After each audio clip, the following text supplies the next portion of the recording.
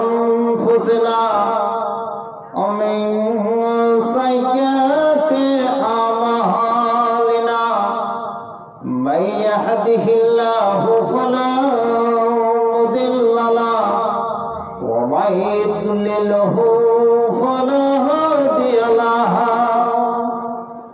وأشهد أن لا إله إلا الله وحده لا شريك له وأشهد أن محمدا عبده ورسوله أما بعد فأعوذ بالله من الشيطان الرجيم بسم الله الرحمن الرحيم فإن خير الحديث كتاب الله وخير الهدي هدي محمد صلى الله عليه وسلم وشر الأمور محدثاتها وكل محدثة بدعة وكل بدعة ضلالة وكل ضلالة في النار أعوذ بالله من الشيطان الرجيم بسم الله الرحمن الرحيم ومن آياته أن خلق لكم من أنفسكم أزواجا وجعل بينكم مودة ورحمة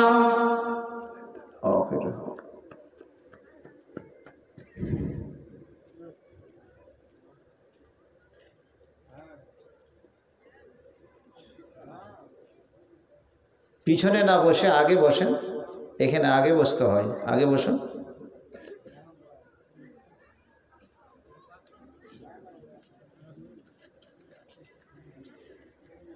জাগো জাগো মুসলিম জাগো হে বীর সন্তান ধরো ধরো তোমার জাতির নেশা আল কোরআন আল কোরআন জাগো জাগো মুসলিম জাগো হে বীর সন্তান ধরো ধরো তোমার জাতির নেশা আল কোরআন আল কোরআন মিশে যেতে চলেছে মিশে যেতে চলেছে তোমাদের উজ্জ্বল ইতিহাস ইতিহাস মিশে যেতে চলেছে তোমাদের উজ্জ্বল ইতিহাস বেদিনের পদতলে কেমন সহিছ এ অপমান জাগো জাগো মুসলিম জাগো হে বীর সন্তান ধরো ধরো তোমার জাতির নেশা আল কোরআন আল কোরআন মোরা কি চিরদিন রহিব নিচে চলিব কি সবর পিছে পিছে এই বুঝি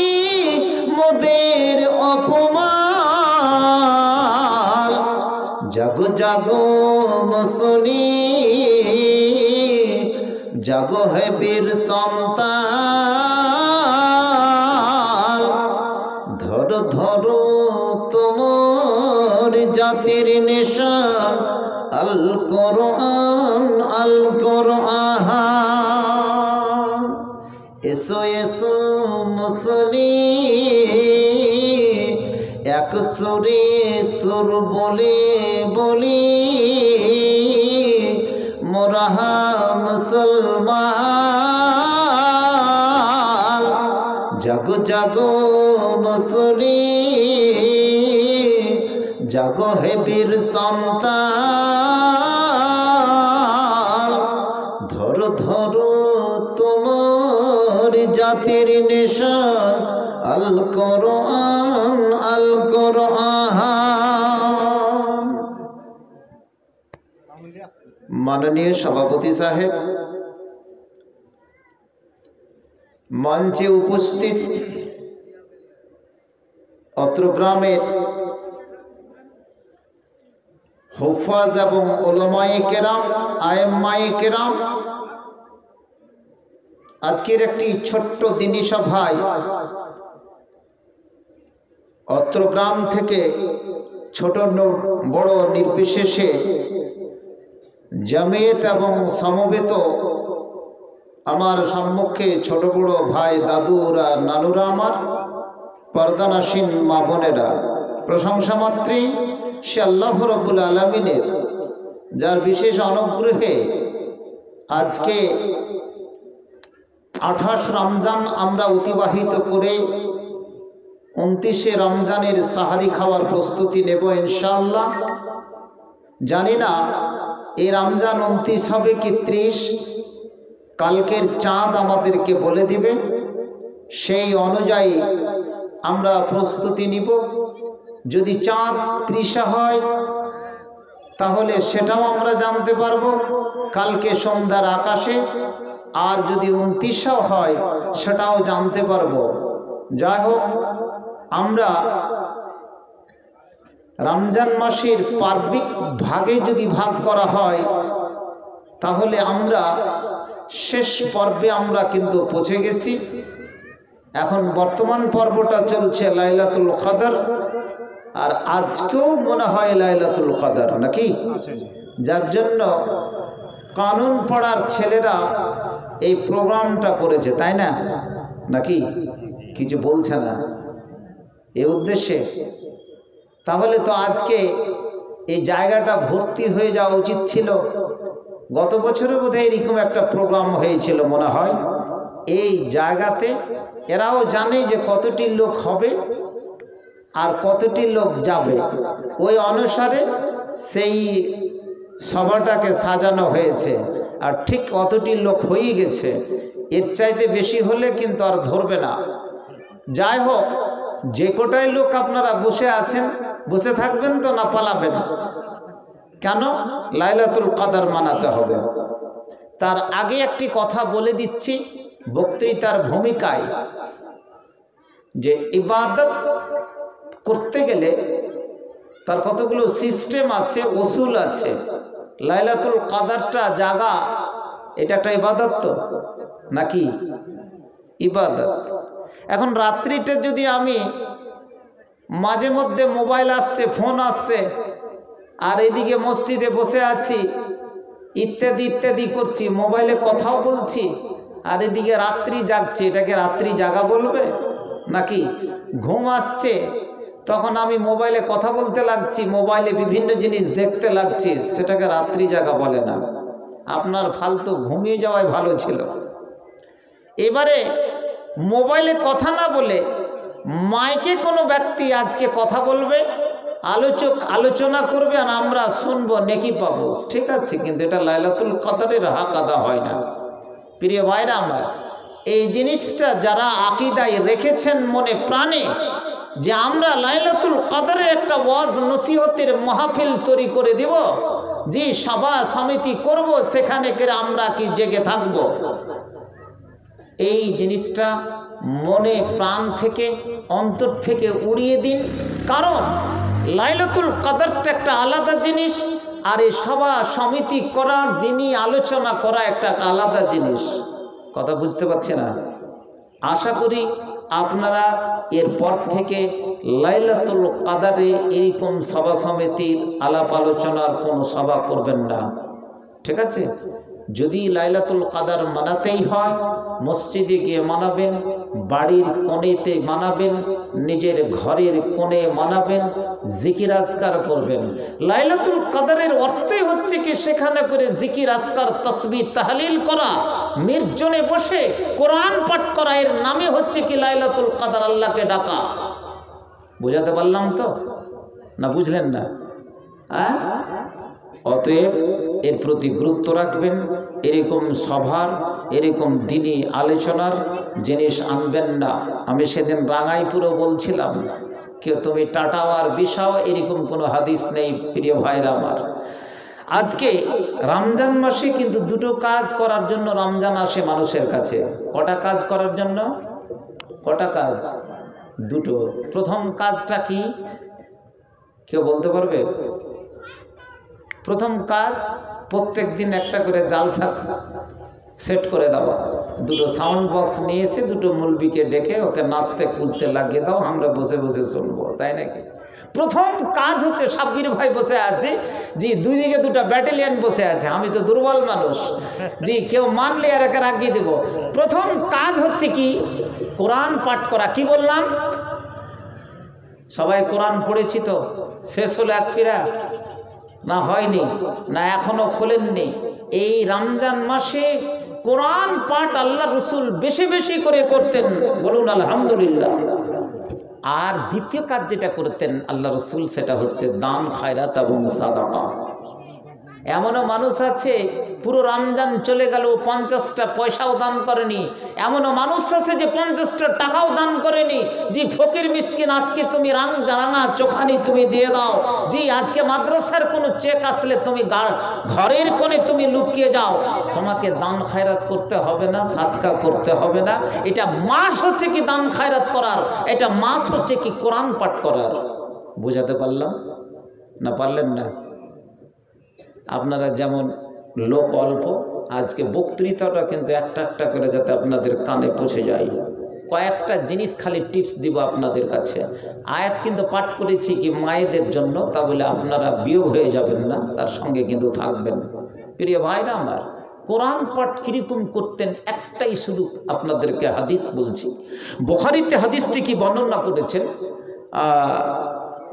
মুসলিম শরীফের হাদিস, মোটামুটি 978 নম্বরের হাদিসটি, যে হাদিস সহিহ মুসলিমে হাদিসটি, যে একজন সাহাবী, ভালো করে সবাই কান খুলে শোনেন, একজন সাহাবী তিনি রাত্রিবেলায় কোরআন পাঠ করছেন।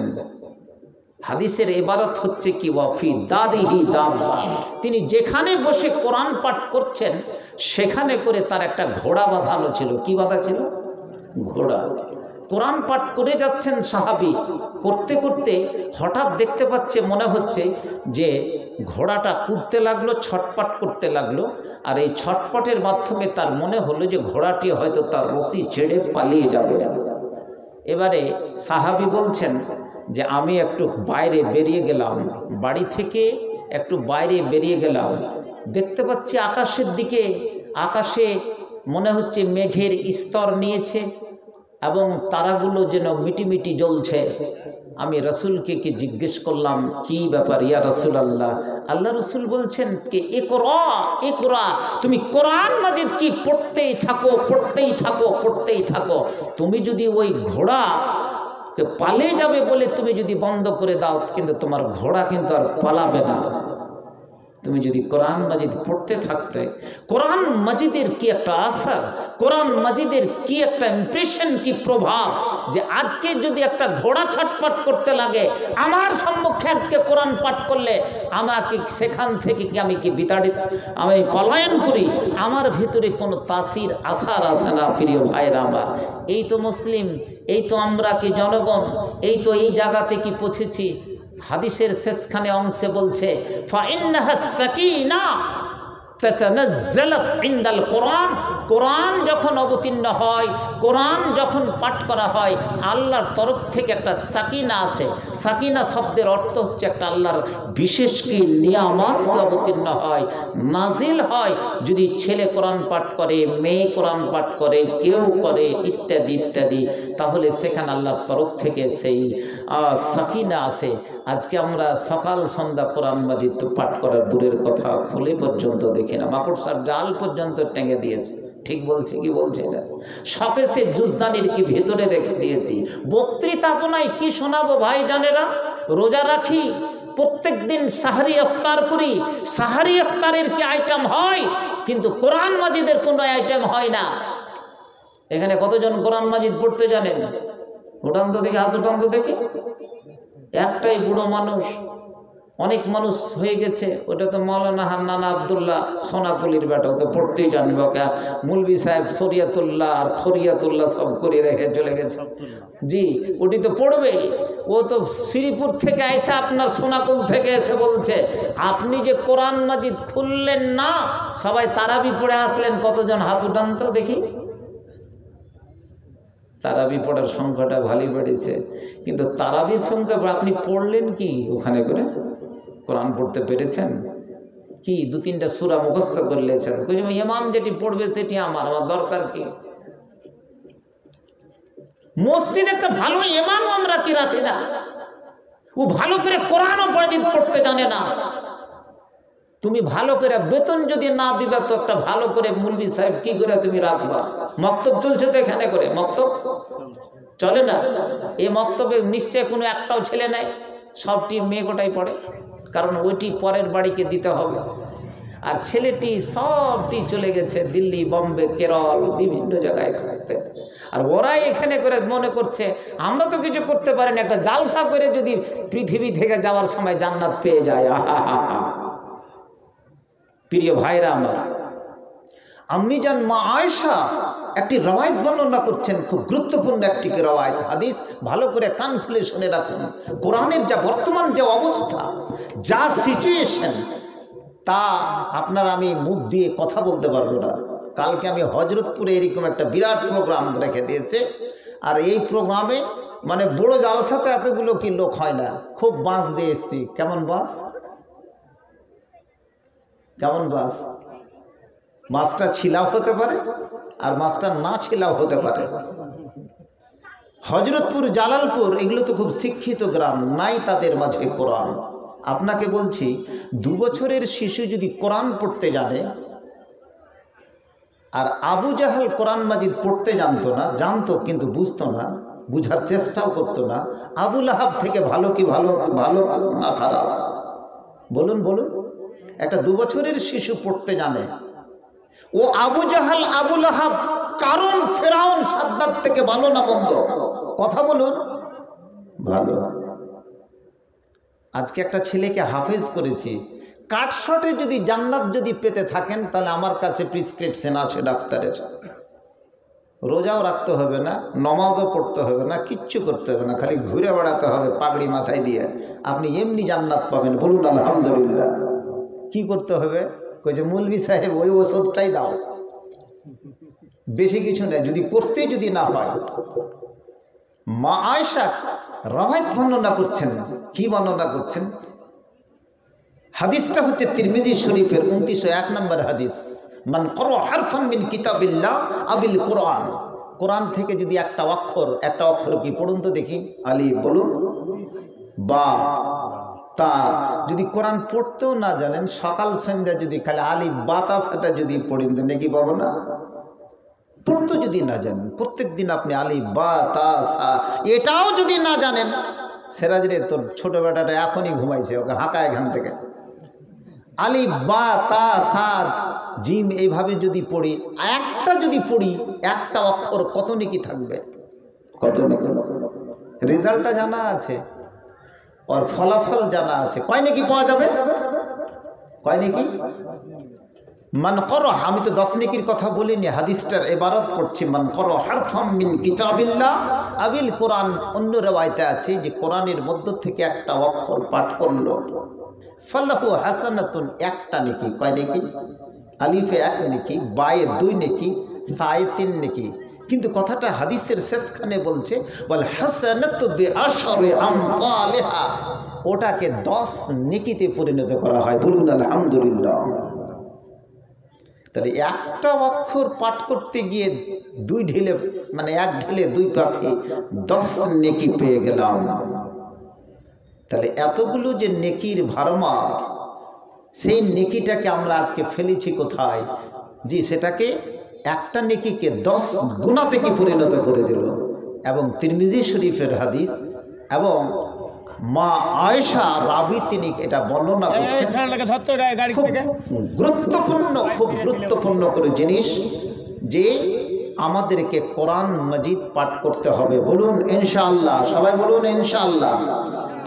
সামনে বছর যদি এখানে প্রোগ্রাম হয় তাহলে সকলকে কোরআন মাজিদ পড়া পাবো কি পাবো না? বলুন সবাই ইনশাআল্লাহ। বুড়ো মানুষগুলা ভাবছে যদি আমি পটল তুলে নেই তাহলে তো ভালোই কথা, আর তো আমার জোখা নেবে না। কিন্তু কি জানে যে বুড়ো মানুষ আজকে মরবে আর ছোট মানুষ কি থেকে যাবে। কোথায় কখন কার আজাল আছে আল্লাহ কি ভালো জানে। প্রিয় ভাইরা আমার, কোরআন মাজিদ পড়তে হবে কোন সময়? কোন সময় পড়তে হবে? সকাল সন্ধ্যা। একটা হাদিস এসেছে তাশহাদুহুল মালাইকাতুল লাইল ওয়ান নাহার। হয় তুমি ফজরের আগে পড়ো, নয়তো ফজরের পরে পড়ো, তখন রাতের আর দিনের ফেরেশতা আপনার কাছে কি মজুদ থাকে। এখানে কি আল্লাহর ফেরেশতা নেই? বিশ্বাস আছে তো? তাহলে যদি বিশ্বাস থাকে, এখানে আমরা কত সংখ্যক লোক আছে, কিন্তু এখানে হাজার হাজার লক্ষ লক্ষ যেখানে হাদিস কোরআনের কথা আলোচনা হয়, সেখানে ফারিস্তারা সমস্ত রেজিস্টার নিয়ে চলে আসে। কোন ব্যক্তি কি নিয়তে এখানে এসেছে, তারা কিছু শিখার উদ্দেশ্যে এসেছে না কি নিয়তে এখানে করে এসেছে, সমস্ত জিনিস আপনার নোট করা হয়। প্রমাণ কি? ইমাম বুখারীর প্রথম তালিকান রওয়ায়াত ইন্নামাল আমালু বিন্নিয়াত। প্রত্যেকটা জিনিস কিন্তু নিয়াতের উপরে। যারা জালসা করেছে তারও কি নিয়াত, যারা শুনতে এসেছে তার কি নিয়াত, আমি এখানে এসেছি কি তার কি নিয়াত, প্রত্যেকে তার নিয়াতের উপরে কে নির্ভর করবে। ভাইরা আমার, আপনি আজকে রোজা রাখলেন, অনেকগুলো কেউ রোজা রাখলো না, অনেকগুলো বিড়ি তাম্বাকু হুক্কা খেয়ে আজকে কি জীবনটা অতিবাহিত করছে, তার কি অবস্থা হবে। ওরে আমার যুবক যুবতী, জেনে রাখুন, কোরআন তোমাকে শিখতে হবে। যেহেতু তুমি জন্ম নিয়েছো এই পৃথিবীর মাটিতে, আল্লাহ রসুল কি হাদিস বলে দিয়েছেন, যখন কোনো ব্যক্তি 7 বছরে পৌঁছে যায় তখন মুরু আওলাদাকুম বিসসালাহ, তুমি তাকে নামাজের তাকে হুকুম দিয়ে দাও, তাকে আদেশ করে দাও। যখন সে 10 বছরে পড়বে তখন তাকে সে যদি নামাজ না পড়ে তাহলে তাকে একটু একটু করে মারো, তাকে প্রশিক্ষণ দাও, সেজন্য মসজিদের কি মুখপাক্ষী হয়ে যায়। ওরে কানুন পড়ার যুবক যুবতী, জেনে রাখো, মসজিদকে যদি আবাদ করতে হয়, মসজিদকে যদি তুমি ভালোভাবে আবাদ করো, তাহলে যেমন একজন ইমামের প্রয়োজন আছে, সেরকম একজন কি মুয়াজ্জিনের প্রয়োজন আছে, এবং সঠিক তার তালাফুজ হবে, তার উচ্চারণ হবে সঠিকভাবে, তাকে একটা বেতন আমি দেব। এটাই হবে তোমার কি একজন মুসলিমের পরিচয়। তুমি যদি আজকে মক্তব চালাতে না পারো, সেখানে করে যদি সুন্দর একটা ভালো হাফেজ, ভালো কারিকে তুমি যদি রাখতে না পারো, সেখানে সকাল সন্ধ্যা ছেলে মেয়েগুলো যদি লেখাপড়া না করে, তাহলে সে কোরআন শিখবে না, সূরা ফাতিহা সুন্দরভাবে পড়তে পারবে না, এবং বিভিন্ন সূরাগুলো আমসি পড়া পড়তে পারবে না। যখন সঠিকভাবে পড়বে না, এবারে নামাজে দাঁড়িয়ে ওই ছেলেটি বা ওই মেয়েটি কি পড়বে, আপনি নিজে বুকে হাত রেখে কথা বলুন, তাহলে আমি কি ওই ছেলে মেয়েদের উপরে অন্যায় করলাম কি নাই করলাম, তুমি এবার নিজেই ভেবে না। বক্তব্য চালাইছেন তো, কোনো কিচ্ছুরই প্রয়োজন নাই, কোনো জালসা জুলুস করে জান্নাত যাওয়া যাবে না। আর আমার তো আগে থেকে একটা ফতোয়া আছে, সোনা মুসলমান জাহান্নামী। সোনা মুসলমান মানে শুনে শুনে মুসলমান, মানে খালি জালসায় বছরে 4-5 মাস জালসা হচ্ছে। আপনি কতটি জালসা শুনেছেন? 4-5 মাস ইন্টু গুণিত করে দেন, তাতে আপনি কোরআন মাজিদ পড়তে জানলেন না। আমি আপনাকে সাব্বির সাহেবের মতন মুফতি হতে বলছি না কারি সেরাজ ছড়ার মতো কি হাফিজ হতে বলছি। আপনাকে শুধু পড়তে পাবে, শুধু পড়তে হবে। আর পড়ে যাতে আপনি নামাজটা পড়তে পারেন, এটাই হচ্ছে কথা। এত বড় কি রমজান শরীফ গেল, আপনার কাছে এতটুকু অবকাশ হলো না কোরআন মাজিদটা খোলা? তুমি কিসের মুসলমান? হ্যাঁ আমি ওই মুসলমান যে প্রত্যেক দিন গরুর মাংস খাচ্ছি। গরুর মাংস খাওয়াটা কি সুন্নাত না?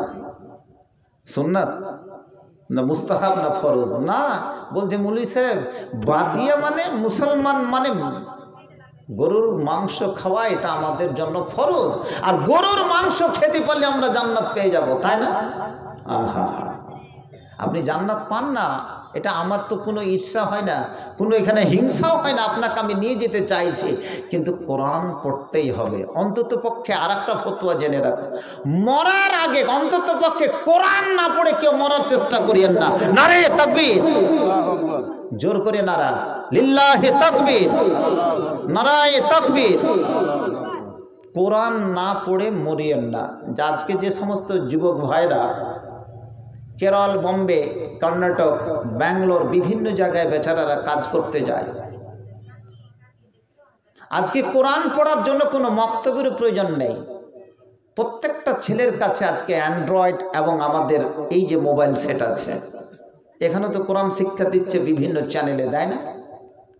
আমরা যদি খাতা কলম নিয়ে মোবাইলটাকে স্টার্ট করে দিয়ে যদি চেষ্টা করি, যদি 1 ঘন্টা 1 ঘন্টা টাইম পাই, আমি কোরআনটা কিন্তু শিখে নিতে পারবো। আর এটা শিখতেই হবে। আমার এটা জোরদার কথা হচ্ছে, আপনাকে আমি জালসা করে আগিয়ে নিয়ে যেতে পারবো না। কোনো দিন জালসা করে একটা জাতকে যদি ধ্বংস করার যদি ইচ্ছা থাকে, তাহলে ওর মধ্যে সভা সমিতির সংখ্যা বাড়িয়ে দাও, এমনি শেষ হয়ে যাবে। আজকে হিন্দু ধর্মের অবনতি ঘটছে কেন? এই যে 12 মাসের 13 পার্বণ বলে না, ও করে করে করে করে শেষ হয়ে যাবে, তার সংখ্যা কিন্তু বাড়ে না। আর মুসলিমদের সংখ্যা আমি বাড়িয়ে করব কি? বাকার, উমারা, আয়েশা, হাফসা, তারা কোরআন পড়তে জানে না, জিকির আজকার করতে জানে না। একজন মুসলমান হতে গেলে তার কি পরিচয়, তার কি আইডেন্টিফিকেশন, সেটাই নেই। তাহলে তো এই সমস্ত মুসলমানের কিচ্ছু নেই। যখন একবার দাজ্জাল আসবে, আর দাজ্জাল আসবে তার নাম শুনেছেন? দাজ্জালের নাম শুনেননি? দাজ্জালটা দেখতে কেমন হবে? সিরাজের মতনই হবে, পাগড়ি টাগড়ি বেঁধেই চলে আসবে নাকি? আর ইমাম মেহেদি জি শাব্বির আহমদ উসমানী কি বলছে, বুখারীর মতোই হবে, তাই না? দুদিকে, একদিকে যদি দাজ্জাল থাকে আর একদিকে যদি ইমাম মাহদি থাকে, আর ওয়াজ করা লাগবে কি? লাগবে? কিছুই বলছে না, কথা লাগবে না। দাজ্জালকে খবরদার দেখার চেষ্টা করিয়েন না। ওই এক হাতে থাকবে জান্নাত আর এক হাত থাকবে জাহান্নাম, আর কপালে লেখা থাকবে কাফ ফা র, কাফের। সমস্ত কিছুই সে অস্বীকার করবে। ওর জান্নাতে যদি যেতে চান তাহলে কোনো অসুবিধা নেই, এটিকে এক পাকে ভরে দিবে জান্নাতে, আর জান্নাতটা হয়ে যাবে জাহান্নাম। আর যারা যেতে চাইবে না, তার জাহান্নামটা হয়ে যাবে কি? তার জন্য জান্নাত। খোদা না করে যে আমাদের দাজ্জালের সাথে কাউরি সাক্ষাৎ হয়, বলুন কি বলবেন? যেন সাক্ষাৎ না হয়, এর ক্ষেত্রে কি বলবেন? আহা, আজকে দাজ্জাল কোথায় দেখবো? কানুন পাড়াতে মেলায় মেলায় দাজ্জাল ঘুরছে, ও জান্নাত জাহান্নাম সবই নিয়ে ঘুরছে। মানুষের যে কি যে অবস্থা! আজকে যদি আমরা কোরআন পড়তাম, কোরআন যদি খালি পড়তে জানতাম, যেমন কারি হাফিজ সিরাজ এলান করলো যে আমাদের বক্তৃতা শুনে গেছে, আজকে এখানে করে লোকের জমা জায়গা দেওয়া যেত না।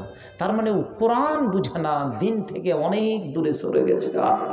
এমন একটা সময় ছিল সকালবেলায় দাদু নানিরা সবাই কোরআন মাজিদ পড়তো, নামাজ পড়ে এসে গুনগুন শব্দ প্রত্যেকটা বাড়িতে পাওয়া যেত কি যেত না? বুড়ো মানুষগুলো বলে। দুপুরবেলায় আবার কোরআন মাজিদ পড়তো মায়েরা, দাদুরা, নানিরা, আবার কি বিকেলবেলায় কি তারা পড়তো। এই সমস্ত দৃষ্টান্ত গেল কোথায়? ওই জন্য একটাই কথা হলো যে সোনা মুসলমান কি জাহান্নামী। দ্বিতীয় ফতোয়া হলো, মাসলা হলো যে কমপক্ষে কোরআন মাজিদ পড়ে মরার চেষ্টা করবেন, সিফারাটা পড়ার চেষ্টা করবেন। মরতে তো হবে, কবরে যেতে হবে, প্রিয় ভাইরা আমার। তো কোরআনের ক্ষেত্রে কোরআনের ক্ষেত্রে এই কথাটি বললাম। কোরআন পড়ার আরেকটা হাদিস আপনাদেরকে বলে দিই। এ বিষয়ে আলোচনা করতাম না, কিন্তু পরিস্থিতি দেখে আমার হৃদয় কাঁপছে মানুষের, মুসলিমদের। একটাও বেঈমান ঈমান হারা, ওই হাদিসটা গত বছর আমি বলে গেছিলাম যে মসজিদ খাঁচা খাঁচ ভর্তি থাকবে। এখন দেখেন মসজিদ একবারে ভরে যাচ্ছে তারাবির সময়, আর যেমনই ঈদের চাঁদটা উঠবে তখন আর ইমাম আর পিছনে হয়তো ইমাম একটা মুক্তাদিকেও দেখতে পাবে না বেচারা। ও তখন করবে যে মুক্তাদি যখন নাই তার আমি এখানে দাঁড়িয়ে কি করব, আমি চলি। মসজিদের অবস্থাটা এরকমই হবে। কিন্তু দেখুন তারাবির সময়, ইফতারের সময় মসজিদ ভর্তি হচ্ছে কি হয় না? আবার তারাবিতে 2-3 রাকাত 2-4 বার কি পড়ার পরে, 2-4 রাকাত পড়ার পরে আর নেই। যেই একবারে পিছন থেকে উঠে মসজিদের বাইরে একবার খাচাম করে বিড়ি ধরে দিল, তাই না? একবারে চললই তো। হুস্তিরিকে এত কে নামাজ পড়বে, পড়ে কে বড় মুসলমান হয়েছে, এই ছেলে বসো বস। তাহলে এই মাসটা যদি প্রশিক্ষণের মাস হয়, আর এই মাসটা যদি আজকে আমাদের ট্রেনিংয়ের মাস হয়, তাহলে আমার তারাবিতে কি করলো আর রোজা রেখেই বা কী করলো? কোনো কি পরিবর্তন আছে? কিছুই পরিবর্তন নাই। একটু ভাবুন ভাই, আপনারাকে ভালোবাসি বলে এসেছে, আপনারাকে ভালোবাসি বলে এসেছে। এ মাসে জালসা করার বক্তারও না ইমেজ থাকে না আপনাদের থাকে। ওই ছেলেগুলোকে সাদর অভ্যর্থনা জানাচ্ছি যারা আজকে জালসাটা অনুষ্ঠিত করেছে, ভূমিকা নিয়েছে। ওই ছেলেটিকে আমি বক্তৃতা শোনাতে এসেছি যে তোমরা বাইরে কাজ করছো, হঠাৎ মানুষের মৃত্যু, তাই না? আজকে শামসিতে 2 জন লোকের মৃত্যু মাত্র একটা আল নিয়ে। ওরা 3 ভাই, ওরা 3 ভাই, চাচাতো ভাই, এডুকেটেড কি ফ্যামিলি। আপনি হয়তো ফেসবুকে দেখেছেন, দুটোই সন্ধ্যা হতে হতে একটা স্পট ডেথ আর একটা হসপিটাল নিয়ে যেতে যেতে ডেট। সামান্য একটু জমি জমার কি বেড়ে আজকে নিজের কাকাতো ভাইকে আজকে মেরে দুনিয়া থেকে কি বিদায় করে দিল। তার মধ্যে একজন আলেম, সিভিকে চাকরি করে। এই তো মানুষ। কিয়ামতের আগে এই সংখ্যাটা কি বেড়ে যাবে? কি বিষয়ে ওয়াজ করে? কিয়ামতের আগে কিন্তু এই সংখ্যাটা বাড়বে। কি? আল্লাহ রসুলকে হারাজ বেড়ে যাবে। হায়ে হুত্তি র জিম হারাজ, মাহুল হারাজ। আল্লাহ রসুল বলেছিলেন, ইয়া রাসূলুল্লাহ, হারাজ কি জিনিস? না তাল কতল আল কতল। বাবা ছেলেকে কতল করবে, ছেলে বাবাকে কতল করবে, স্ত্রী স্বামীকে, স্বামী স্ত্রীকে, জি বাবা ছেলেকে, ছেলে বাবা মাকে, স্ত্রী পুরুষ যে কোনো সময় কোনো তার রহম মায়া মমতা হবে না। আপনি দেখতে পাচ্ছেন যে কাতালের সংখ্যা, মৃত্যুর সংখ্যা আজকে কি বেড়ে চলেছে। অন্তত পক্ষে একটা অনুরোধ করব, সামান্য জিনিস নিয়ে মানুষের সঙ্গে ডিবেট আসবেন না, তর্ক বিতর্কে আসবেন না। যদি আপনার লসও হয়ে যায়, একটা আল কেটে আপনার কি করে নিতে পারে? 2 কাঠা জমি নিয়ে আপনার কি করে নিতে পারবে? ইমান তো নিতে পারবে না, পারবে? আবার দেখবেন যে পথের ফকির হয়ে গেছে। আজকে যারা এই কাজ করেছে, কোনো মাল কাউরি কাছ থেকে হড়প করে নিয়েছে। আমি অন্যায়ভাবে কাউকে জমি জমা আজকে লিখে দিয়েছি, কোনো বেটাকে কোনো বেটিকে কাউকে দিইনি, হয়তো কম বেশি করেছে, তার প্রতিফল সে এই দুনিয়া তো পেয়ে যাবে যদি বেঁচে থাকে, অথবা যদি কবরে যায় তার প্রতিফল পেয়ে যাবে। অন্তত পক্ষে আমরা কৃষক মানুষ, জমি জমা নিয়ে কোনো বিষয় নিয়ে যেন গণ্ডগোল না করি, অবশ্যই যেন তর্ক বিতর্ক বৈষম্য হাসাদ হিংসার সৃষ্টি না করি। সকলে পড়ুন ইনশাআল্লাহ, সকলে পড়ে ইনশাআল্লাহ। কয়দিনের জীবন চন্দ রোজে কি জিন্দেগি, শেষ হয়ে যাবে। আজকে কেরল, বম্বে, কর্ণাটকে কাজ করতে গেলাম ছেলে মেয়েকে রেখে, হঠাৎ অ্যাক্সিডেন্ট। আর কি ঘুরে আসতে পারবো কাননপাড়ার সেই প্রাকৃতিক সৌন্দর্য কি দেখতে পারবো? যেদিন আমি যাত্রা শুরু করেছিলাম ভেবেছিলাম যে আমি 15 দিন 20 দিন কিংবা 1 মাস 2 মাস পরে গিয়ে ফিরে আসবো, কিন্তু আমি সেখানেই নিজের আলোয় ঘুরে আসতে পারলাম না। অতএব আমি বলেছি কি, মরো তো তুমি মুসলমান হয়ে মরো। তার মানে কোরআন মজিদটা সিপারাটা সিপারাখানা পড়তে শিখুন। কি আমি কথাটা কি বলছি কেন? বিষয় বক্তৃতা রাখতাম না। আজকে আমাদেরকে খায়রাবাদ করে চলে যাচ্ছে, লেজ উপরে উঠিয়ে চলে যাচ্ছে। এই যে রমজানুল মুবারক, কিন্তু আমি সেখানে করে কিছুই নিতে পারলাম না। এই রমজান মাসে দুটোই জিনিস, একটা হচ্ছে কি দান সাদকা করতে হবে আর কোরআন মাজিদ পড়তে হবে। দুটোর মধ্যে আমি কোনোটাই করিনি না। জাকাত ঠিকঠাকভাবে বের করেছি। আজকে কানুন পড়ার লোক জাকাত খাওয়ার লোক নয়। আপনি আপনার মালের যদি কি হিসাব টানেন, প্রত্যেক মানুষের কি জাকাত বের হবে, কিন্তু আপনি হিসাব রাখতে পারেননি, আপনি দিতেও পারেননি, কাউকে দিতে পারেননি, শুধু চেয়ে খেয়ে মরলাম। আর মানুষের দ্বারে দ্বারে কি ঘুরে ঘুরে কি বেড়লাম, একে মুসলমান বলা যায় না, তার পরিচয়ও নয়। আহা, দেখুন কোরআন মাজিদের আপনাকে বেশি বলতে বলছি না। আমরা একটা সূরা পড়তে জানি তো, সূরা ইখলাস পড়তে জানি। সূরা ইখলাস কাকে বলে? যে সূরার মধ্যে খুলুসিয়াত আছে পড়লে পরে। কোন সূরা? পড়ুন একজন, একটা আয়াত পড়ুন। সূরা ইখলাস কোনটা জি? কুল হু আল্লাহু, পড়েন, সবাই পড়েন।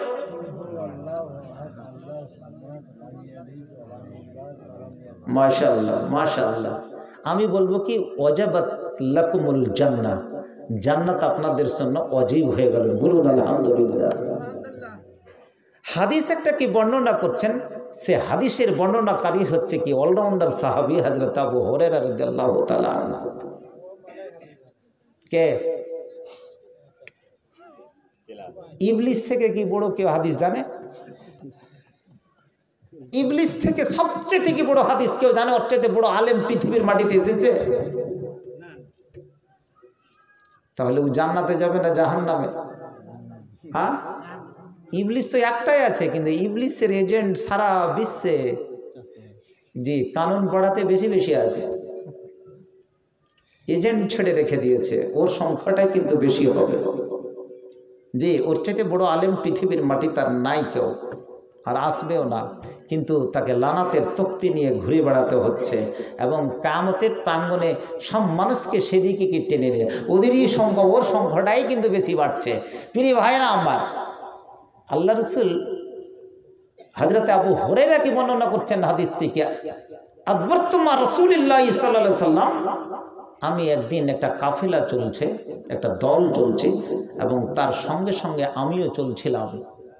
এরই মধ্যে আল্লাহ রসুল বলছেন কি, সামেতু রাজুলান, আমি একজন ব্যক্তিকে শুনতে দেখলাম, বলতে দেখলাম, ইয়াকুল, হাদিসটা ভালো করে শুনুন, একটা কাফেলা, একটা দল চলছে, রসুল সেখানে উপস্থিত আছেন, হযরতে আবু হুরায়রাও সেখানে করে আছেন।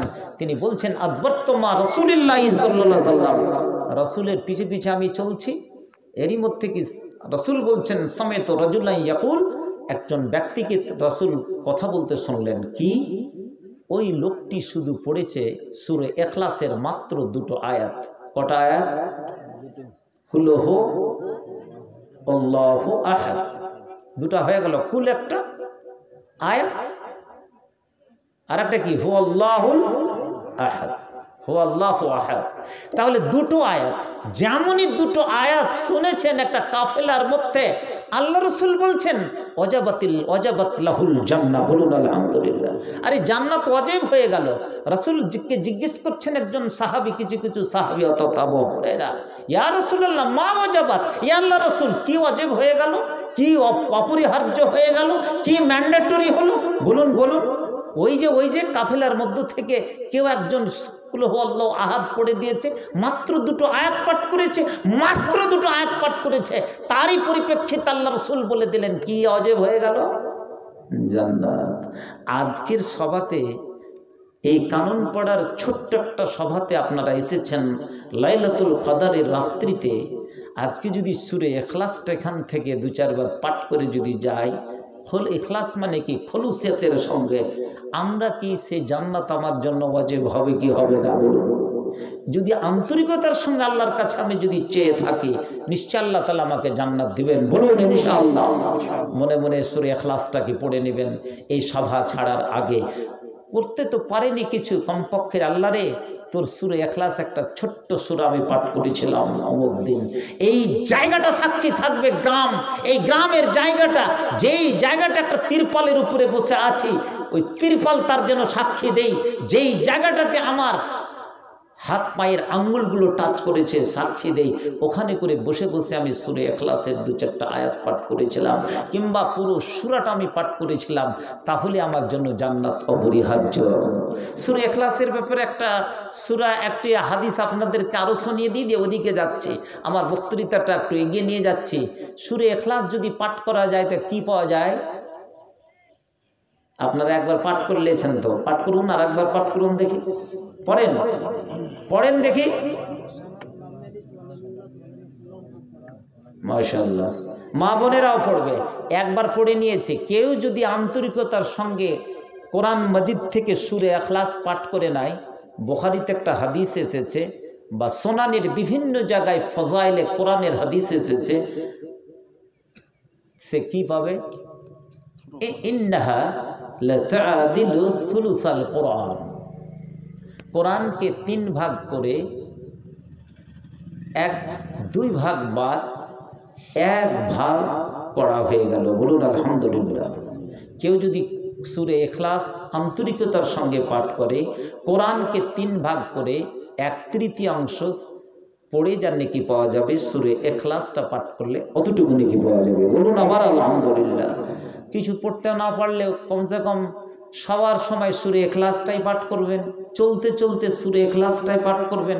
এটা তো করা যায় না। এটার জন্য টিউশন নিতে হবে, নিলে নিজের স্ত্রীর কাছে টিউশন নেবেন, বিনা পয়সাতে আপনাকে পড়িয়ে দেবেন। আচ্ছা, এ বয়সে কোরআন মাজিদ পড়তে গেলে কোনো বয়সের সাথে ছাত্রের ব্যাপার নেই, যে কোনো সময় আমি কি পাঠ করতে পারি। আহা, ওরে আমার যুবক যুবতী, জেনে রাখো, ইন্নাহা লাতাদিলু সুলুসাল কোরআন। কোরআন মাজিদের যদি একটা অক্ষর পড়তে পাওয়া যায়, মান ক্বারা হারফা মিন কিতাবিল্লাহ ফালাহু হাসানা ওয়াল হাসানাতু বিআশরি আমসালিহা। একটা যদি নেকি পাওয়া যায়, সেই নেকিটাকে 10 নেকিতে পরিণত করে দেওয়া হয়। আবার বলছে সূরা ইখলাস যদি কোনো মেয়ে, কোনো ছেলে, কোনো ব্যক্তি যদি আন্তরিকতার সঙ্গে পাঠ করে রে, তাহলে ইন্নাহা লাতাদিলু সুলুসাল কোরআন। কোরআনকে 3 ভাগ করে 2 ভাগ বাদ দিয়ে 1 ভাগ করে যতটুকু নেকি পাওয়া যায়, অতটুকু পর্যন্ত নেকি পাওয়া যাবে।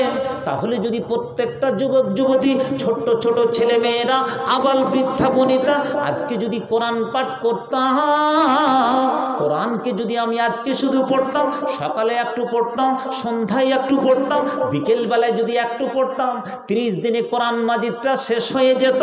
কত নেকি আমি পেয়ে যেতাম।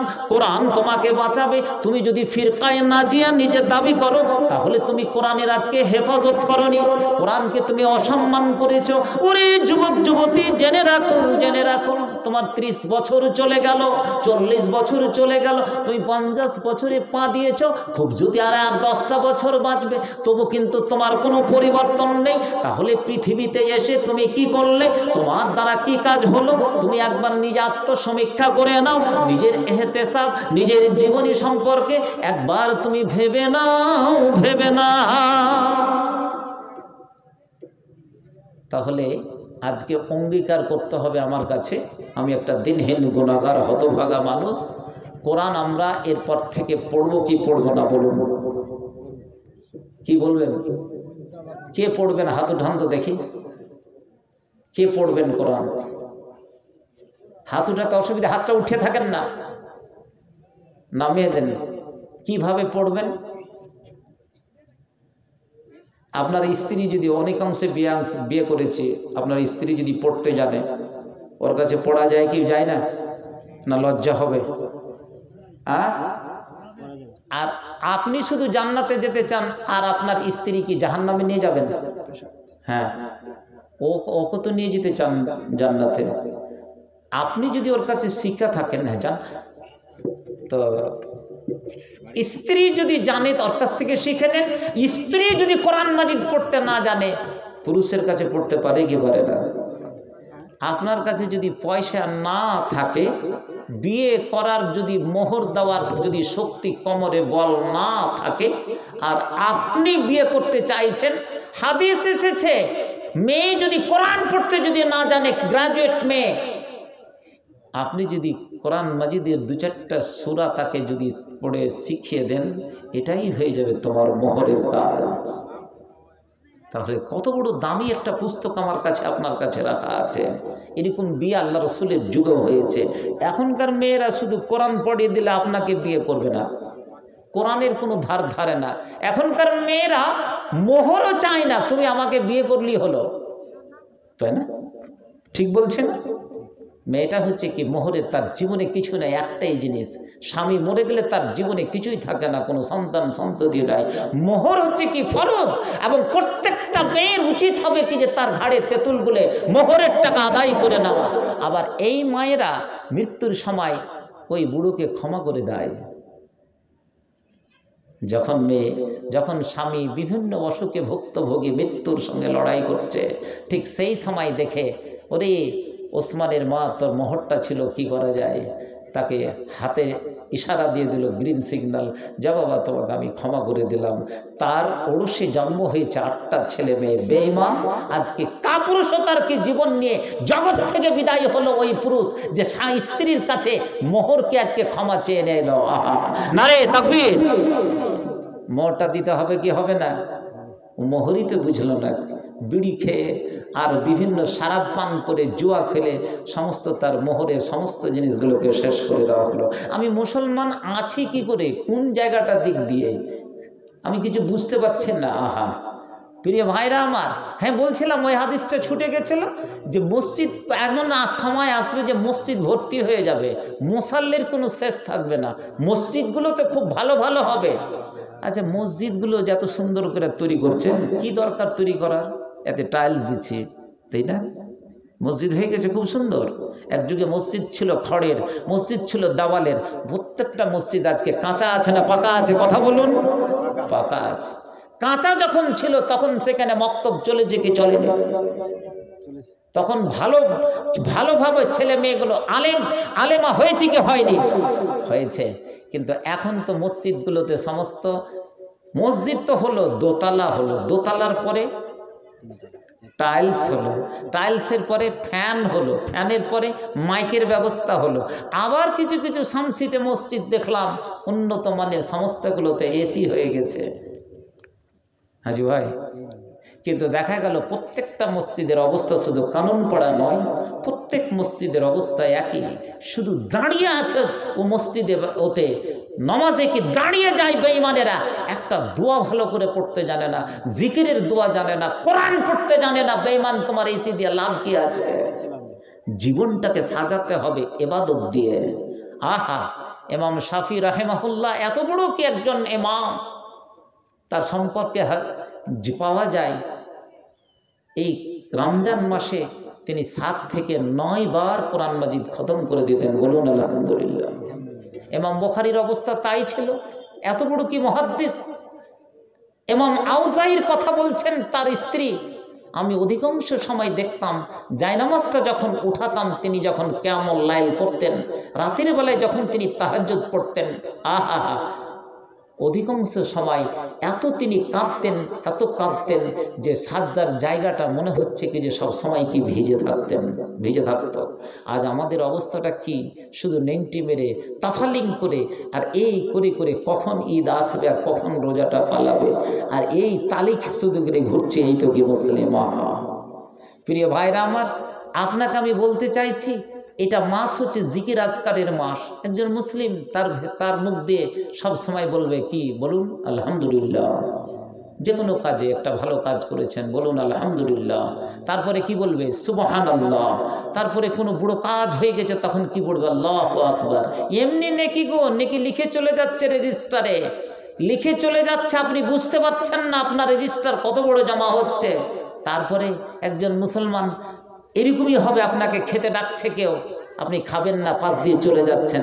আসুজি মামা খেয়ে নাও, আসুজি দাদা খেয়ে নাও, কি বলবে? বারাকাল্লাহ। কি বলবে? কোনো ট্যাক্স লাগলো, দিদি কোনো ট্যাক্স, মোদির কোনো ট্যাক্স দিয়ে দিল, বারাকাল্লাহ, আল্লাহ যেন তোমার রুজিতে বরকত দান করে। কোনো ছোট্ট ছেলেকে দোয়া দিন, ছোট্ট ছেলে লেখাপড়া করতে পারছে, একটা গরিব ঘরেরই সন্তান, আজকে সে ইঞ্জিনিয়ার হয়েছে, গরিব ঘরের সন্তান হাফেজে কোরআন হয়েছে, তাকে বলবে দোয়া দিবে হাইয়াকাল্লাহ, আল্লাহ তাআলা তোমাকে যেন জীবিত রাখো। বারাকাল্লাহ, মাশাআল্লাহ, আলহামদুলিল্লাহ, লা হাওলা ওয়ালা কুওয়াতা ইল্লা বিল্লাহ, এগুলো শিখতে তো কোনো নেকি লাগে না, শুনে শুনে কি পাওয়া যায়, কিন্তু আমাদের মুখ থেকে কি বেরোয় না। খাওয়ার দোয়া জানি না, পেচ্ছাপ পায়খানা করতে যাওয়ার দোয়া যায় না, নিজের স্ত্রীর কাছে যেই সন্তানটা আমি নিয়ে আসব সেই স্ত্রীর সঙ্গে কি মেলামেশা করার দোয়াটাই জানি না, আর জানলো সেটাকে আমি প্রয়োগ করি না, তাহলে আমার ছেলে মেয়েটা কিরকম তৈরি হবে? হাইওয়ানের নাতেক না হাইওয়ানের গায়ের নাতেক। আহা, আল্লাহ তাআলা প্রত্যেকটা মানুষকে একেবারে একটা মাছি মশা পর্যন্ত সমস্ত জিনিস খুলে খুলে বর্ণনা করা দেওয়া হয়েছে। সবচেয়ে পৃথিবীর মধ্যে মানুষের কাছে বড় রুজি কোনটা? একটা প্রশ্ন করি কানন পড়ার সবাইকে, সবচেয়ে বড় রুজি কোনটা? হাজি ভাই উত্তরটা দেওয়া যাবে? সবচেয়ে বড় রুজি ওই যে লক্ষ্মী ভাণ্ডার চলে আসছে, এটা বড় রুজি হতে পারে, কোনো পরিশ্রম নাই, কিচ্ছু নেই। হ্যাঁ, আর ওইদিকে 8-9 মেয়েরা বলবে আমার কাছে বড় রুজি হচ্ছে কন্যাশ্রী, 18 বছর হলেই একেবারে 25,000 টাকা ঢুকে যাবে, তাই না? মানুষের কাছে সবচেয়ে কি বড় রুজি হচ্ছে সন্তান সন্ততি। ঠিক বুঝালাম? দলিল কি? স্বামী স্ত্রী যখন কে মিলনে যায়, আপোষে যখন হামবিস্ত্রী কপুলেশনে যায়, তখন একটা দোয়া শিখিয়ে দিয়েছেন আল্লাহ রসুল। কি দোয়াটা? কি? মা রাযাক্তানা, শেষখানে আছে না, যা তুমি রুজি দিয়েছো, মা রাযাক্তানা, এটা রিজিক থেকে এসেছে। ওখানে রুজি কি আসবে আপনার কাছে? হয় মিলনের ফলে গর্ভবতী 10 মাস 10 মাসের পরে হয় ছেলে হবে, একটা ছোট্ট শিশু, আর না হয় মেয়ে হবে। এটা হচ্ছে তোমার কাছে রুজি। তার মানে আমি যদি আমার ট্রেনিং যদি সেখানে করা হয়, দলিল কথাগুলো কেউ বলবে না, মন্থন করে বলছি, সবচেয়ে কি রুজি হচ্ছে সেটাই। সেই রুজিটাকে আমাকে কে ভালো নিয়ে আসতে হবে। আজকের যে অবস্থা, আহা, মসজিদে সেখানে করে যাচ্ছি, খাঁচা খাঁচ ভর্তি, আগা কাতের লোকটি সবটি কাঁদছে, বড় বড় দাড়ি আলখাল্লাকে লেগে আছে বিভিন্ন মসজিদে। ইজতামিউনা ফিল মাসাজিদ ওয়া হুম ইউসাল্লুন, মসজিদে তো লোক পরিপূর্ণ থাকবে, ওয়া হুম ইউসাল্লুন, নামাজ পড়বে। হাদিসের শেষখানে বলছে ওমা ফিহিম মুবিন, আরে ওখানে করে যে নামাজ পড়ছে একবারে ভর্তি কানুন পড়ার। আল্লাহ রসুলের হাদিস বলছে ওখানে একটা ইমানদার না, সবটি বেঈমান দাঁড়িয়ে নামাজ পড়ছে। তার মানে আগা কাতারে যেটি আছে সবটি ঘুষখোর, আগা কাতারে কি যেটি আছে সবটি কি বেঈমান আর কি রিশওয়াত খাওয়া। আর এখন কেঁদে কেঁদে শুধু কি ভাসাচ্ছে কি দাড়িগুলো গ্রেবান পর্যন্ত মানে ভিজে যাচ্ছে। আল্লাহ মাফ করে দেবে? দেবে? বান্দার হককে যদি ছিনিয়ে নেওয়া থাকে আল্লাহ মাফ করবে? আল্লাহর হককে ছিনালে ঠিক আছে, আমি নামাজ পড়তে পারিনি, জি জোহরের নামাজটা ছুটে গেছে, আমি কাজা করছি, একদিন পরে দুদিন পরে মনে হয়েছে, আল্লাহ এটা ক্ষমা করে দেবে, গফুরুর রহিম। কিন্তু বান্দার হক আল্লাহ ক্ষমা করবেন, আল্লাহ বেইনসাফি করেনি। বান্দার হক যদি আপনি মেরে থাকেন, তাহলে কার কাছে ক্ষমা চাইতে হবে? কার কাছে? আল্লাহর কাছে। ওই বান্দার কাছে কি ক্ষমা চাইতে হবে? বাবারে তোরা আমি মহিষ চড়িয়ে দিয়েছিলাম, বাবারে তোমার মাছ মেরে নিয়েছিলাম, তোমার অমুক টাকা নিয়ে নিয়েছিলাম, তাকে বলে নিতে হবে তার কাছে ক্ষমা চেয়ে। ক্ষমা করলে আল্লাহ কিছু করতে পারবে না। আমি কোনো কাউরি বেটাকে কাতাল করে দিয়েছি, সে যদি ক্ষমা করে দেয় আমাকে, আল্লাহ কিছু করতে পারবে কি? এটা বান্দার হক। বান্দার যেটা হক আছে বান্দার কাছ থেকে নিয়ে নিতে হবে। আর মানুষের যেটা হক, যেটা আল্লাহর হক আছে, আল্লাহ বলছে আমি ক্ষমা করে দেবো যে কোনো মুহূর্তে। যা হোক, আজকে কোরআন সম্পর্কে এতটুকু কথা আবার অঙ্গীকার করে নিচ্ছি। আপনারা কোরআন মাজিদ পড়বেন তো? যদি কোরআন মাজিদ পড়েন তাহলে সামনে বছর এই হতভাগাকে ডাকবেন। আর যদি না পড়েন, কানুন পড়া যেন আমাকে আর ইয়াদ না করে। নারে তাকবীর। এক। দ্বিতীয় কথা, আয়াত পাঠ করেছিলাম, ওই যে মা বোনেরা সব হা করে বসে আছে, ওরাকে 2-4টা কথা বলে দিই। আজকে 5টা মেয়ে একসঙ্গে আমাকে ফোন করেছে, এই রোজা খোলার কিছুক্ষণ আগে একসঙ্গে বসে আছে। আপনি কি ওবায়দুল্লাহ ফালাহি বলছেন? হ্যাঁ।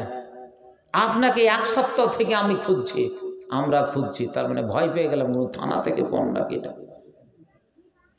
একটা জালসার ডেট নিবে, তাই না? একটা জালসার ডেট নেবে, কোথাকার আমি বলছি না, মালদারি কোনো জায়গায়, কোনো গুরুত্বপূর্ণ জায়গায়। তো এমন এমন আপনার কাছে ফোন আসবে, হয় দাজ্জালেরই ফোন হোক, আর ইমাম মাহাদিরই ফোন হোক, আর কাউরি কিছু ফোন হোক, আপনাকে অ্যালার্ট থাকতে হবে। প্রিয় ভাইরা আমার, মা বোনদের অবস্থাটাকে বর্তমানে আর কি বলবো, মায়েদের আজকে সবচেয়ে গুরুত্বপূর্ণ জিনিস হচ্ছে কি পর্দা। সমস্ত জিনিস চলে গেছে, আজকে কিছু নেই, কিছুই নেই। আচ্ছা, মেয়েরা যে মাথাতে নেকাব পরে, এই যে চুলটি ঢাকে, এটা ফরজ না সুন্নাত না মুস্তাহাব? আপনারা বলুন, সুন্নাত না ফরজ? এটা ফরজ।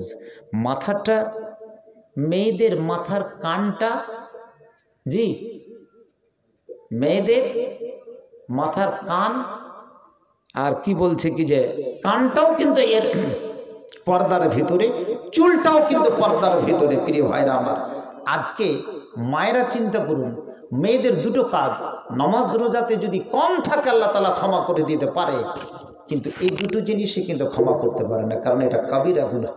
কি? আজকে যদি তার মাথাতে কাপড় না থাকে আর বুকের উপরে যে কাপড়টুকু সামান্য দেওয়া হয়, এটা হচ্ছে কি ফরজ আইন, ফরজ।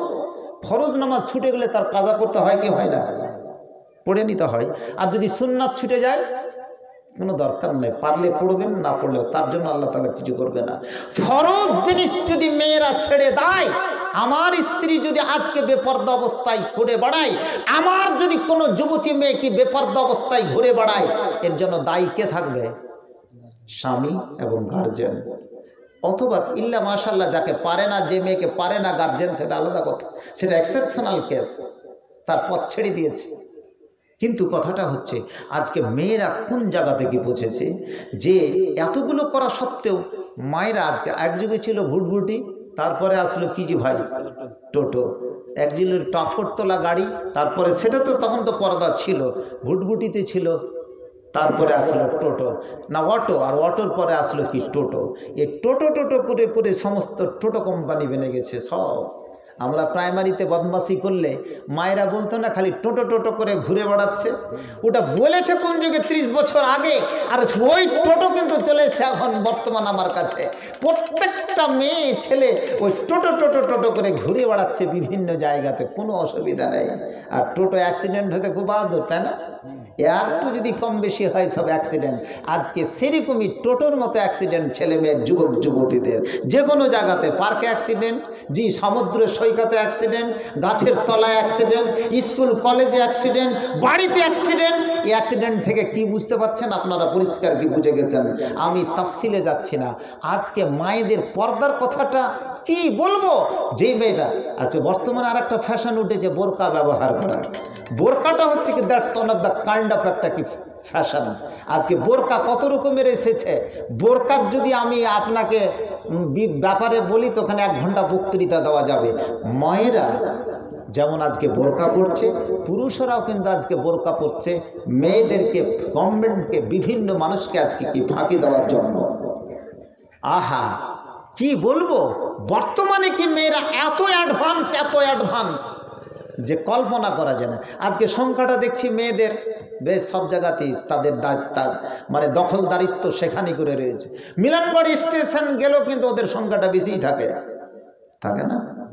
দেখবেন বাস স্ট্যান্ডে সংখ্যা ওদের, বিভিন্ন শপিং মহলে, ভিআইপি বাজারে সংখ্যা তাদের। তাহলে পুরুষগুলা গেল কোথায়? গিয়ে নাই জগতে।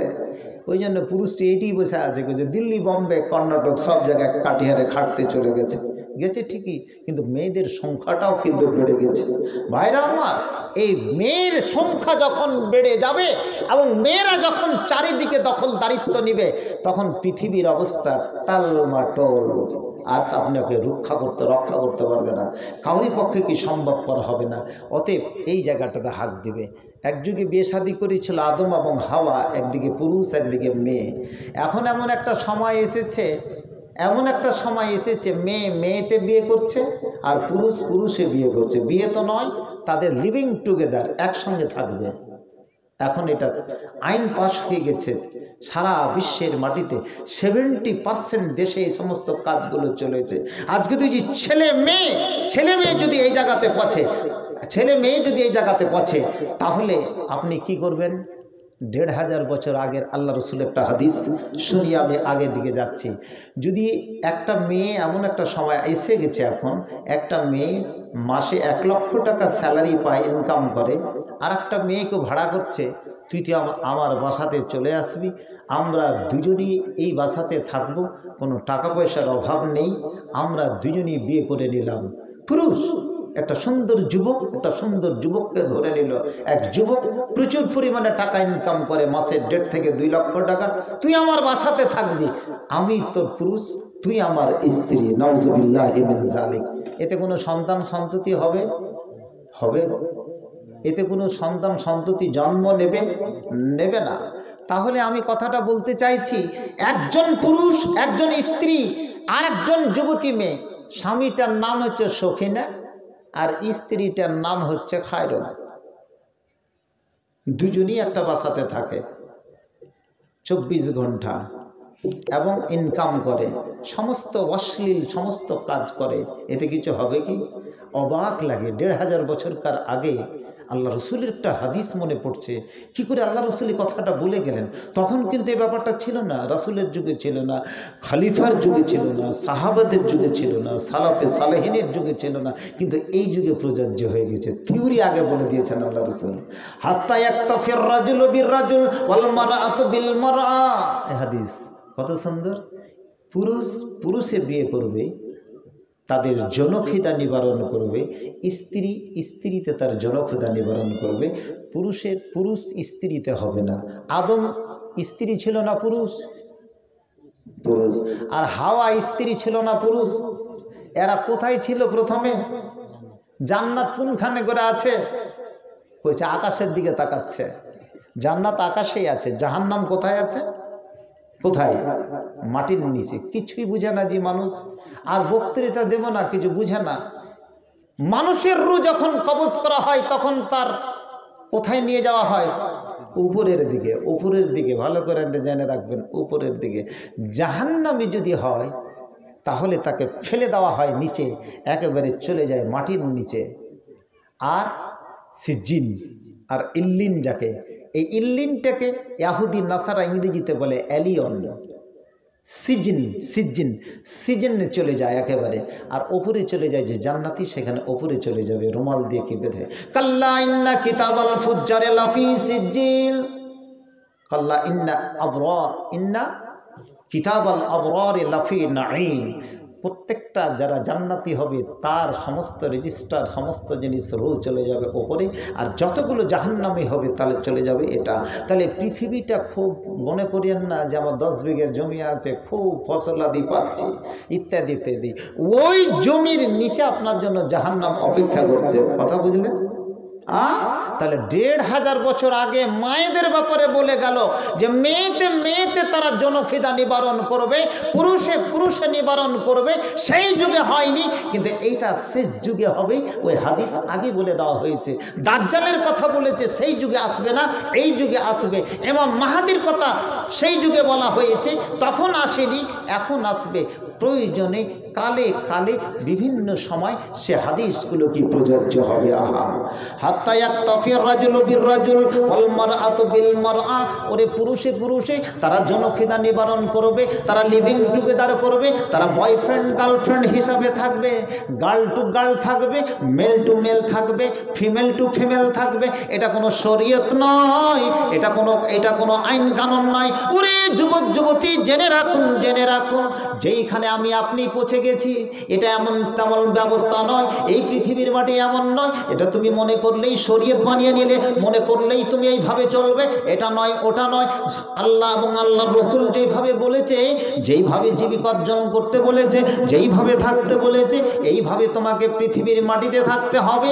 নইলে তুমি একজন মুসলমানের ফিরিস্তে থাকবে না, তুমি তার লিস্টে থাকবে না, তোমার দ্বারা সম্ভবপর হবে না। ওরে যুবক যুবতী, জেনে রাখুন, তুমি আজকে আজকে 30 বছরের গণ্ডি পার করে দিলে, এবারে সেই বছরে তোমার মৃত্যু হয়ে গেল, তুমি পিছন দিকে কোনো কাজ করোনি, ভালো কাজ করোনি, এবারে তোমার জানাজাতে দাঁড়িয়ে কোনো ব্যক্তি যদি দোয়া করে কবুলও হতে পারে, নাও হতে পারে, তোমার নিজস্ব ব্যক্তিগত কোনো আমাল এখানে করে নেই। অতএব তুমি নিজের জীবনকে সাজাবার জন্য ইবাদত দিয়ে তোমার জীবন সাজিয়ে নাও।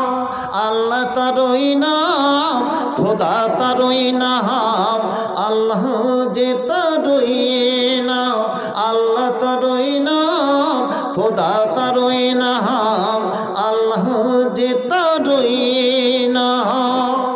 একটা কিন্তু অঙ্গীকার করে নিয়েছেন, কোরআন আপনারা কিন্তু পড়ে দিবেন, বলুন ইনশাআল্লাহ, সকলে বলুন ইনশাআল্লাহ। আর একটা কি কাজ? দান আর সাদকা।